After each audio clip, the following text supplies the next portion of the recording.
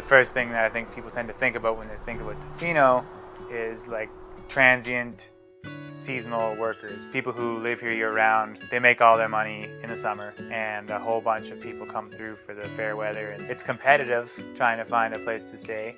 I've sort of just recently finished my university, so I spent a lot of time living in like kind of budget shared accommodations.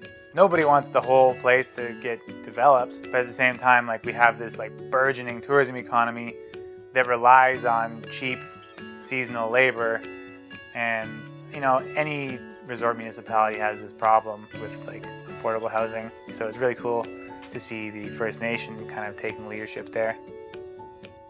We have an average of 35,000 people in and out every day, so housing is a huge issue around here, especially during the summertime. Not so bad in the winter, but still the need is there.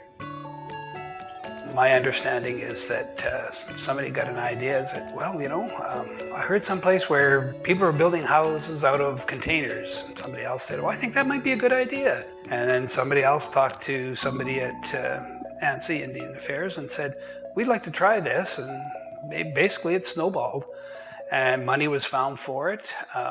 They basically hired an architect and got somebody who was willing to bid on building them, and as you can say, the rest is history.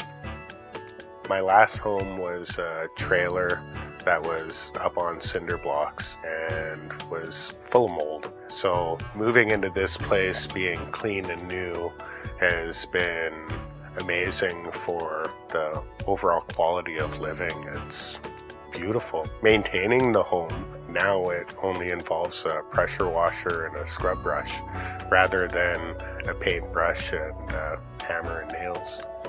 I think it's not uncommon for people in my generation to be living in really small spaces, the whole tiny house thing. It's like the idea of like making these out of shipping container units, I think, is pretty cool, because that's one of those like waste problems that nobody's really found a solution to. It's pretty much one big open room. I don't know what the square footage is, and then there's just like a tiny little elbow kitchen, everything you need for cooking your own meals, and then there's like a little bathroom there, but it's got a full bath in it. It's kind of luxury. You know, I feel lucky to be in here. People rent a single room in somebody's house in Tofino for $800 a month, if you can find it. Shared bathroom, no kitchen, no laundry. Basically, that's what you're paying. That's not what we wanted to do here. I think 2/3 of Tlaloquit membership don't live at home, and a lot of people do want to come home, but it's just getting more and more expensive to live here. Friends and family, when they come to visit, they seem quite jealous. The fact that this is in essentially downtown Tofino, and they're still on islands off of Tofino, traditionally used to having to wait at a dock 8:30, 9 o'clock at night. Really hard to find a boat to get back to the island to go home.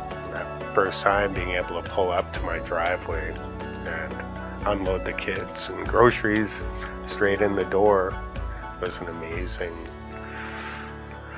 revelation of freedom. I think the project was a great idea. If it can be replicated or expanded on and done other places, then it should be.